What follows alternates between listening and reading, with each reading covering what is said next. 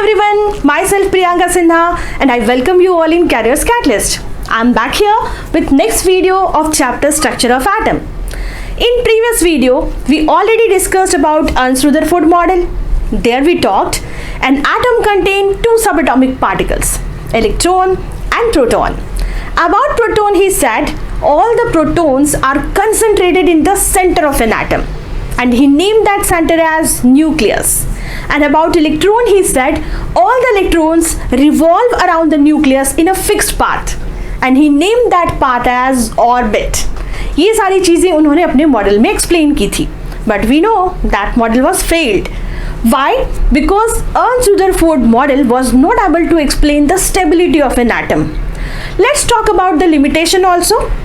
According to electromagnetic theory, when this electron will revolve around the nucleus in a fixed path, then of course it will get accelerated. And if this electron will get accelerated, so it will radiate energy also, right? And of course, if it will radiate energy, I'm talking about electron here, okay? So if this electron will radiate energy, so of course these all electrons will become weaker and weaker. And ultimately they will just collide with nucleus. You know why? Because nucleus contain positively charged, and of course this all electron will get attracted towards the nucleus. So अगर ऐसा हुआ, if this electron and proton will collide, so of course it will show the instability of an atom. तो हमारा जो model था which was given by Ernst-Rutherford, that was also failed. Why? Because this model was also not able to explain the stability of an atom. So we left that model. Now in this video we are going to discuss about Niels Bohr model of an atom. According to Niels Bohr, you can say Niels Bohr was very much convinced with the model which was given by Ernst-Rutherford. He was convinced with the model which was given by Ernst-Rutherford. So Niels Bohr came up with his postulates. He only gave few postulates only to overcome the objection that was raised against Ernst-Rutherford model of an atom. So here in this video we are going to discuss about that only, the postulates which was given by Niels Bohr to rectify the model of Ernst-Rutherford. So let's talk about let's talk about Niels postulates. Niels Bohr के जो postulates हैं उनकी बात करते हैं. Okay. So he gave only two postulates. बस दो postulates दिए उन्होंने और जो हमारे रुदरफोर्ड का मॉडल था वो हो गया स्टेबल. तो बात करते हैं क्या थे वो दो postulates. Only special orbit known as discrete orbit where electrons are allowed inside the atom. We know electrons will revolve around the nucleus. He said that, Niels Bohr said that this electron will allow only to revolve in a fixed path and that path or that orbit he named as discrete orbit. अब ये discrete orbit क्या है? This discrete orbit is a kind of isolated system where electron will never radiate energy. यहाँ पर जो energy है that will remain fixed always. These all electrons which actually will revolve here will never ever radiate energy. अब बात ये आती है when this electron will revolve around the nucleus in a discrete orbit, so why not it will radiate energy? अब चीज़ें घूमेंगी तो energy तो radiate होनी है, so why not here? So he explained that, as I told you earlier, this discrete orbit is a kind of isolated system जहाँ पर कि energy lose तो होती है but it will be regained by the same path or same electron. Let's discuss more about this. So to understand this, मैं पहले यहाँ पर बनाती हूँ एक मॉडल एटम का. So this is the model of an atom and this is the nucleus. And let's say हमारे पास एक orbit है which is named as discrete orbit. So we know then the electron will revolve here, so it will not radiate energy. अभी मैंने आपको क्या बताया कि जब ये इलेक्ट्रॉन यहाँ पर घूमेंगे so it will never ever radiate energy. How come it is possible? इसकी बात करते हैं.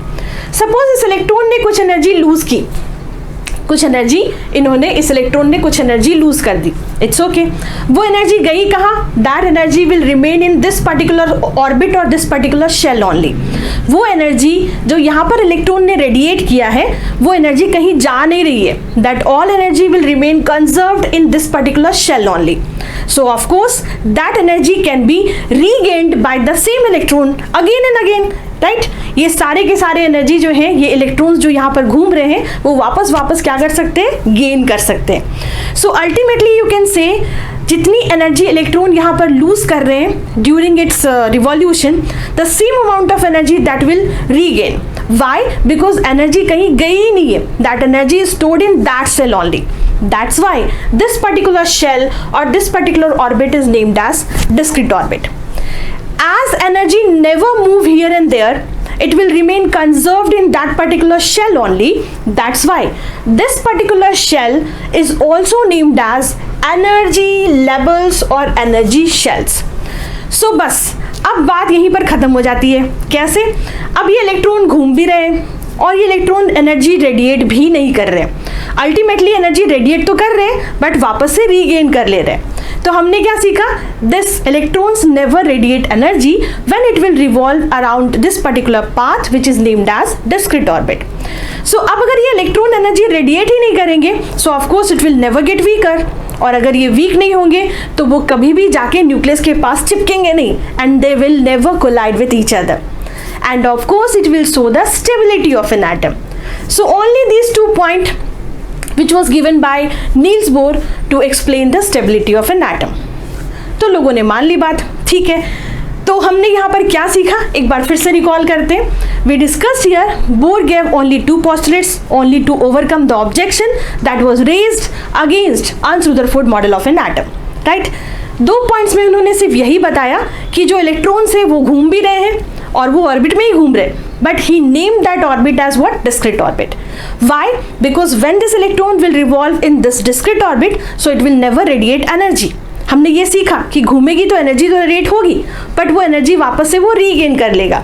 तो ultimate overall result when you will observe, so electron neither lose energy nor gain energy, क्योंकि जितनी वो लूज कर रहा है उतनी वापस से गेन कर रहा है. सो उनके पास एनर्जी क्या रहने वाली है इलेक्ट्रॉन के पास? Conserved. That's why this particular model which was given by Niels Bohr show the stability of an atom. So this much only. अब आगे बढ़ते हैं नेक्स्ट टॉपिक की तरफ. अब हम लोग बात करेंगे इस पर्टिकुलर ऑर्बिट के बारे में in detail. See, orbit or shell are represented by K, L, M and N. जैसे हमारा तुम्हारा नाम होता है वैसे ही इन्होंने इन सारे ऑर्बिट्स का नाम रख दिया. Very simple. He name that orbit as K shell, L shell, M shell and N shell. Let me show you this figure. According to Niels Bohr, he defined the model of an atom. So this looks like this only. उनके accordingly सारे के सारे proton जो है वो तो centre में है ही, ये तो हमने पढ़ा ही. सारे के सारे प्रोटॉन कहाँ है? Of course it is in centre. And अब बात करेंगे हम लोग डिस्क्रीट ऑर्बिट की.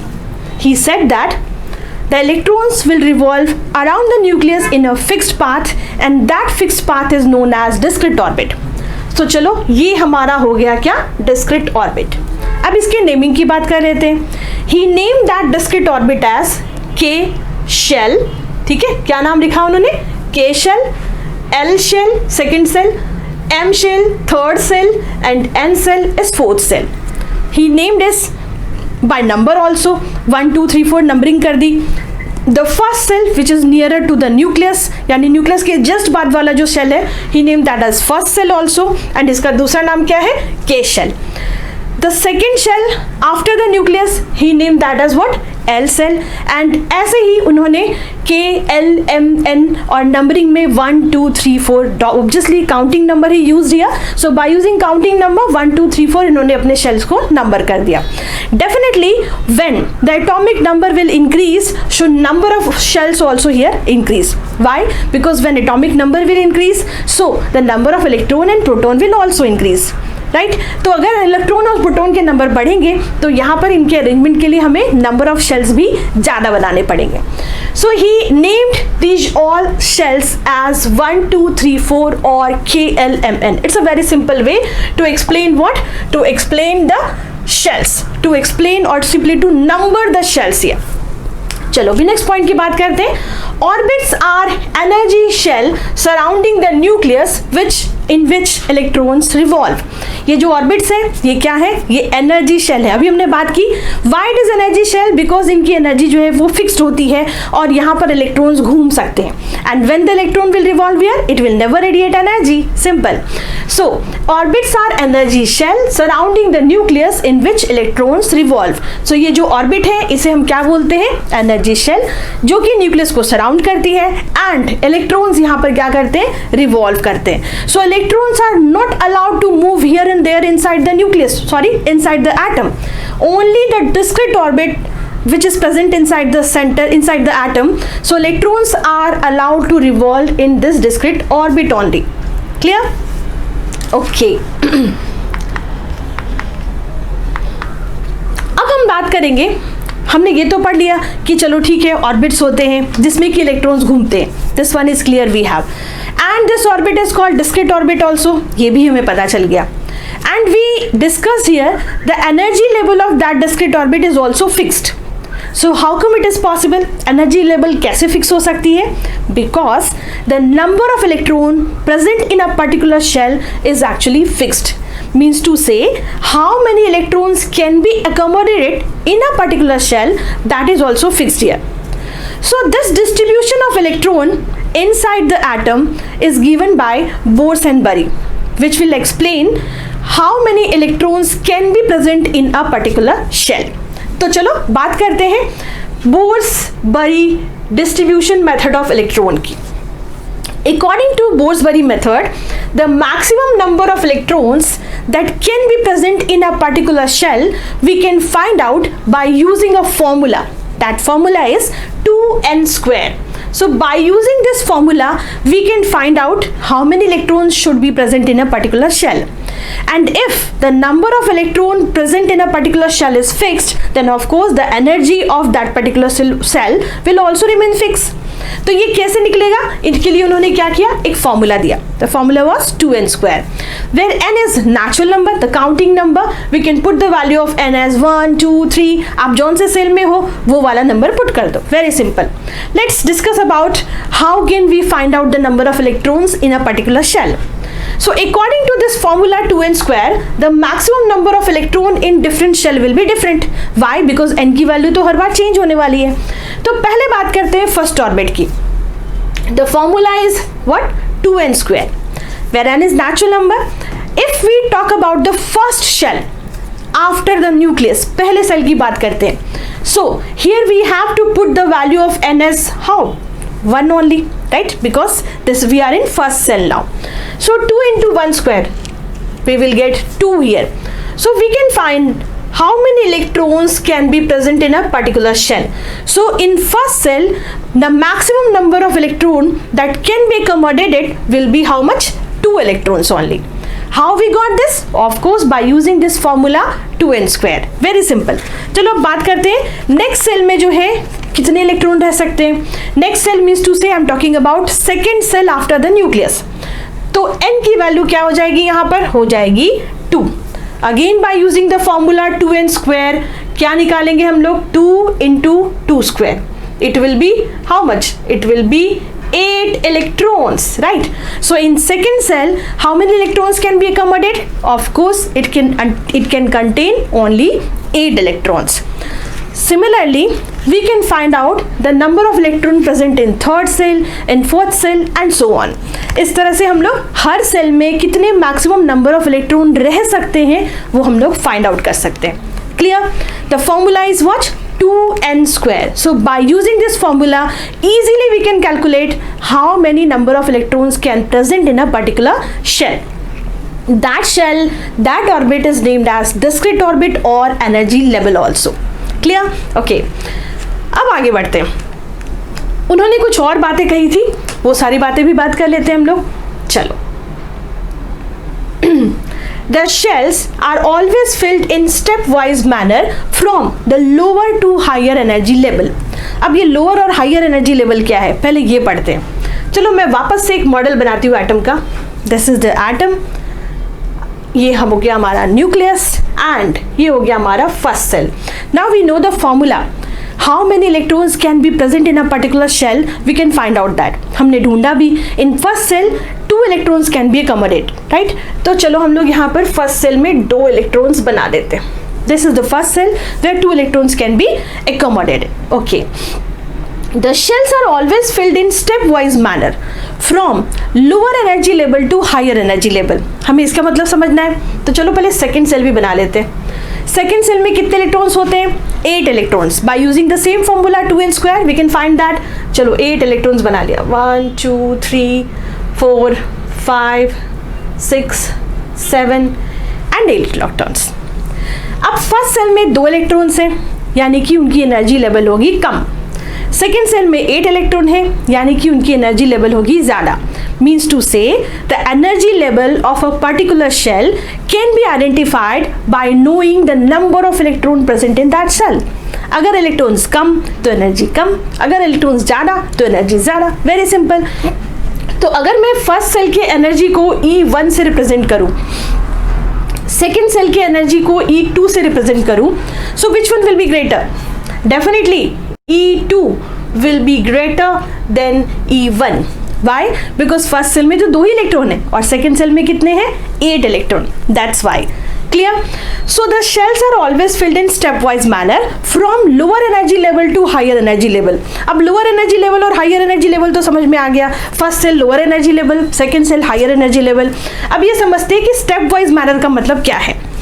Stepwise manner means to say when you are filling the electrons in a particular shell, then first we have to fill the maximum number of electrons in a particular cell. जैसे कि मान लो हम first shell में हैं, तो first shell की capacity कितनी है? the maximum capacity of first cell is how many? 2 electrons. So we have to put 2 electrons first here only. Then only we can jump to the next cell. Let's suppose तुम्हारे पास total 6 electron है, ठीक है? How many electrons you have? 6 electrons. So when you are distributing the electrons in this particular shells, तो सबसे पहले हम लोग 2 electron कहाँ फिल कर देंगे? फर्स्ट सेल में. अब जब आपने 2 इलेक्ट्रॉन खर्च कर दिए तो बचे कितने आपके पास? 4 electron. So that remaining left over 4 electron can be accommodated in the second shell. ठीक है. So the model will look like this. चलो बनाते हैं इसको. कितने थे हमारे पास? टोटल 6 इलेक्ट्रॉन थे. फर्स्ट सेल में हमने कितने फिल कर दिए? 2 इलेक्ट्रॉन्स. बचे कितने? 4 electrons. That 4 electrons will be filled in second cell. So this is the way, this is the method by which we can fill the number of electrons in a particular cell. This manner is stepwise manner. Means to say पहले हम previous cell को fill करेंगे, then only you can jump to the next cell. ऐसा नहीं है कि आप previous cell को आधा छोड़ दो या incomplete छोड़ दो और उसके बाद next cell में jump कर जाओ. Let's suppose you have 6 electron, so you cannot fill 1 electron only in this cell and remaining 5 electron in second cell. ऐसा नहीं कर सकते. पहले फर्स्ट सेल को completely fill करेंगे. क्लियर? तो फर्स्ट सेल की कैपेसिटी कितनी? 2 है, तो ठीक है 2 फिल कर दो उधर. अब बचे हुए इलेक्ट्रॉन को नेक्स्ट सेल में लेके जाना है. So this is the meaning of this particular point जो हमने यहाँ पे पढ़ा. The shells are always filled in stepwise manner from lower energy level to higher energy level. Let's talk about the second point. Electrons are not filled in the next cell unless the previous shell are completely filled. ये भी मैंने आपको बताया. ऐसा हम नहीं कर सकते कि पिछले सेल को आधा छोड़ दिया और आगे बढ़ गए. मतलब कि if you have 6 electron, so you have to put 2 electron in first cell, then only you can jump to next cell. आप ऐसा नहीं कर सकते कि फर्स्ट सेल में 1 इलेक्ट्रॉन फिल कर दिया और बाकी के 5 इलेक्ट्रॉन को नेक्स्ट सेल में. This you cannot do. This is the meaning of this second point. Clear? So electrons are not filled in the next cell unless the previous shell are completely filled. जब तक आपका previous cell completely filled नहीं होता, you cannot jump to the next cell. Now third point की बात करते हैं. इसे समझने के लिए थोड़ा ध्यान देना पड़ेगा आपको. चलो थर्ड पॉइंट के लिए मैं फिर से एक डायग्राम बनाती हूँ. The maximum number of electrons that can be accommodated in the outermost orbit is 8. outermost orbit में मैक्सिमम नंबर ऑफ इलेक्ट्रॉन्स कितने होने चाहिए? 8 होने चाहिए. चलो अब आप बोलोगे फर्स्ट सेल की कैपेसिटी 2 है, चलो ठीक है हो गया. सेकेंड सेल की कैपेसिटी 8 है, चलो ठीक है ये भी हो गया. थर्ड सेल की कैपेसिटी कितनी है? 18 electrons. So if the capacity of third shell is 18 electron, तो अगर हमारे पास कोई एलिमेंट है जिसका एटॉमिक नंबर चलो 20 ले लेते हैं, I am taking here one element calcium whose atomic number is 20.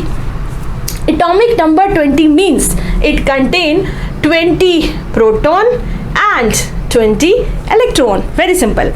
चलो अब हमने जो मेथड सीख ली अभी, I am going to use the first and second point first. So ये हमें पूरी तरह से क्लियर है अभी. ये हमारा एटम, ये हमारा न्यूक्लियस. अब बात करते हैं, हम लोग बात करते हैं अभी बाकी सारे शेल्स की जिसमें हमें इलेक्ट्रॉन्स को फिल करना है. चलो, this is the first shell. How many electrons can be there? Of course, 2 electrons. 2 electrons हमने fill कर दिया. 20 में से 2 electron खर्च हो चुके हैं. How many electrons left over we have? 18 electrons, right? Okay. Now let's fill the next cell. The capacity of the second cell is 8 electron. So just put 8 electron here. 1, 2, 3, 4, 5, 6, 7, and 8. So this is the capacity of second cell. We filled 8 electron here. Now अभी हमारे पास 8 electron और plus 2 electron, कितने electron? 10 electron खर्च हो चुके हैं. सो 10 electron खर्च हो चुके हैं, तो बचे कितने आपके पास? 10 electrons only, because we have total 20 electrons. उसमें से 2 हमने फर्स्ट सेल में डाल दिया, 8 हमने सेकेंड सेल में डाल दिया. Why? Because we know the capacity of first and second shell is 2 and 8. That's why we filled it completely. हमने ये पहला रूल फॉलो किया. सारे सेल को हम लोग क्या कर रहे हैं? 10 shells are always filled in step wise manner. Step wise मैंने फिल किया. पहले फर्स्ट सेल को फिल किया, फिर मैंने सेकेंड सेल को फिल किया. क्लियर? दूसरा रूल भी ओबे किया हमने. पहले हमने प्रीवियस सेल को कंप्लीटली फिल किया, then only we are jumping on next shell. ये भी क्लियर है. अब हमारे पास बचे हैं कितने? 10 electron. Listen carefully, we have 10 electron left. Now the capacity of third cell is, third cell की capacity चलो ढूंढते हैं. 2 into 3 square कितने हो जाएंगे? 18 electron. So it is clear the capacity of third cell is how much? 18 electron. And we have only 10 electron. So definitely ये सारे के सारे 10 electron जो है वो यहाँ पर accommodate हो सकते हैं, है ना? कितने हो गए? 1, 2, 3, 4, 5, 6, 7, 8, 9 and 10. So 10 electrons can be accommodated here easily. Why? Because the capacity of this third cell is 18 electron. तो 10 तो फिट हो ही सकते हैं. But according to this last rule, the maximum number of electron that can be accommodated in the outermost orbit is 8. अब देखो हमारे पास total कितने ऑर्बिट हैं? चलो ये काउंट करते हैं. ये हमारा हो गया फर्स्ट ऑर्बिट, ये हमारा हो गया second orbit, and this is the third orbit. Third orbit तो है ये, बट साथ में ये हमारा आउटर मोस्ट ऑर्बिट भी है. This is the outer most orbit also, right ना? No confusion. This is the outer most orbit also. तो अकॉर्डिंग टू थर्ड रूल, अगर हमारा आउटर मोस्ट ऑर्बिट आप कंसिडर कर रहे हो तो उसकी मैक्सिमम कैपेसिटी कितनी है? 8. भले ही उसकी एक्चुअल कैपेसिटी कुछ भी होने दो, the actual capacity of that is how much? 18 electron, because it is a third shell, so the capacity is 18. But right now this is the outer most shell, so we can not fill maximum 8 electron, sorry we can not fill 10 electron in this particular shell. Why? Because हमारा जो third rule है उसके according outer most shell में maximum number of electron that can be accommodated will be only 8. तो इस rule को अगर हम ओबे करते हैं, थर्ड रूल को ओबे करते हैं, तो हम लोग यहाँ पर जो हमारा हमने इलेक्ट्रॉन्स लिया है यहाँ पर कितने लिए? 10. ये ऐसा फिलिंग नहीं कर सकते. तो करेंगे क्या अभी? अब ये भी है. चलो क्या करेंगे इसके बारे में बात करते हैं. फिर से बनाते हैं diagram, because it was looking too messy. तो क्लियर करते हैं. ये हमारा एटम था, ये हमारा सेंटर था, ये हमारा फर्स्ट सेल जिसमें हमने 2 इलेक्ट्रॉन्स फिल किए थे, ये हमारा सेकेंड सेल जिसमें हमने 1, 2, 3, 4, 5, 6, 7, 8 इलेक्ट्रॉन फिल किए थे. हमने ये दोनों रूल्स ओबे कर लिए हैं. नाउ द थर्ड रूल कि हमारा थर्ड सेल फिल करना है. कैपेसिटी इज 18, बट हमारे पास है 10 इलेक्ट्रॉन, तो definitely it will be accommodated there. क्योंकि कैपेसिटी तो ज़्यादा है तो कम तो रख ही सकते हैं, बट हमने ऐसा नहीं किया. Why? Because we are obeying the third rule. Third rule में क्या सीखा हमने? If this is your outer most shell, then the maximum capacity of outer most shell is only 8. तो what we will do here, हमने सीखा कि 10 तो यहाँ पे पुट नहीं कर सकते, चलो ठीक है, तो क्या करेंगे, we will put 8 electron here only, 1 2 3 4 5 6 7 8, we are going to put here only 8 electron. अब आप पूछोगे कि बचे हुए 2 इलेक्ट्रॉन का क्या करेंगे, बचे हुए 2 इलेक्ट्रॉन को हम लोग एक और शेल बनाएंगे और वहां पर फिल करेंगे। This will be the answer. See, about these all things we are not going to discuss in detail in 9th standard, but still ये जो concept हमने लगाए यहाँ पर, so only to obey these all 3 rules। इस rules के accordingly first और second तो समझ में आ गया आपको, हमने स्टेप वाइज मैनर में फिल किया, प्रीवियस फिल किया, फिर नेक्स्ट सेल में जंप किया। बट जो थर्ड रूल था, आउटर मोस्ट सेल की कैपेसिटी मैक्सिमम कितनी होती है, मैक्सिमम होती है 8, but we have 10 electrons now, so we can not put 10 electrons in that third shell, भले ही उसकी कैपेसिटी 18 क्यों ना हो, we can not put 10 electrons there. Why? Because that was the outer most shell. So what we have to do, so हमने क्या किया, एक और सेल बनाया और प्रीवियस सेल में सिर्फ 8 ही इलेक्ट्रॉन फिल किया। यहाँ तो 2 इलेक्ट्रॉन फिल किया था, यहाँ 8 किया, यहाँ भी हमने 8 ही किया और बचे हुए 2 इलेक्ट्रॉन को यहाँ फिल कर दिया। अब ये तीनों रूल हमने ओबे किए। अब आप पूछोगे नहीं, ये वाला रूल तो ओबे हुआ ही नहीं, बिकॉज हमने प्रीवियस सेल को बिना फिल किए ही आगे जंप कर लिया, राइट? बिकॉज प्रीवियस सेल की कैपेसिटी कितनी है, 18, and we are filling only 8 electrons here. So rule तो ओबे हुआ नहीं। हाँ, एक्चुअली नहीं हुआ, but according to Bohr Bury distribution electrons method, he said that if you are filling 8 electron in a particular cell, then it will be considered as completely filled cell। जुगाड़ है ये, है ना? He said that if you are filling 8 electrons in that cell, the outermost cell, then it can be considered as completely filled cell। तो अगर आप 8 भर रहे हो ना यहाँ पर, तो वो completely filled cell ही considered होगा। So according to that, we distributed electrons here। ये सारे electrons distribution हमने कर लिए। पहले सेल में 2, दूसरे सेल में 8, तीसरे में 8 और चौथे में 2। So in this way we distributed electron inside the atom. कैसे? In a orbit, and that orbit is what? Discrete orbit. So the distribution of electrons around the nucleus in an orbit, or the arrangement of distribution of electron around the nucleus in an orbit is defined as electronic configuration। हम लोग इसे क्या बोलते हैं? Electronic configuration. चलो बात करते हैं अब इलेक्ट्रॉनिक कन्फिग्रेशन की। ये तो आपको क्लियर ही है, very simple. How many electrons can be accommodated in a particular shell, we can find out easily by using this formula 2n², जो हमने किया यहाँ पर। एंड फर्स्ट सेल की कैपेसिटी 2, सेकंड की 8, थर्ड की 18 एंड फोर्थ की 32। Very simple. सो ये तो समझ में आ गया। अब बात करते हैं किसकी? हमारे इलेक्ट्रॉनिक कन्फिग्रेशन की। The definition of electronic configuration, चलो पहले डेफिनेशन पढ़ते हैं। The arrangement of electron in various shell, we have different shell, that shell is also named as energy shell। So the arrangement of electron in various shell of an atom of the element is known as electronic configuration। क्या बोलते हैं उसे? Electronic configuration, जो हमने पीछे सीखा अभी। हर shell में कितने इलेक्ट्रॉन्स रह सकते हैं, how many electrons you can distribute in a particular shell, that is defined as electronic configuration only. Very simple. So let's see some example here. Here we have an example. जो sample है हमारे पास, ये क्या है हमारा? Sodium. हमारे पास जो sample है, we are taking here sodium. अब सोडियम जो है उसका एटॉमिक नंबर क्या होता है? क्या होता है सोडियम का एटॉमिक नंबर? सोडियम का एटॉमिक नंबर होता है 11। तो चलो, atomic number is how much? Atomic number is, sorry,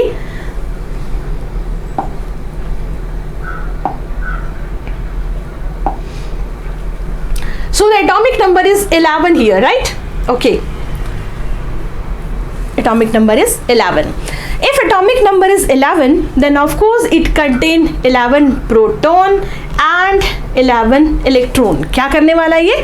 11 proton और 11 electron carry out करने वाला है। Clear? Now, if it contain 11 electron, then how many number of electrons can be put it in a first cell? Of course, by using 2n² formula, we can find out it easily. That will be 2 electrons only। तो चलो, हमने fill कर दिया पहले cell में 2 electron. Clear? Okay.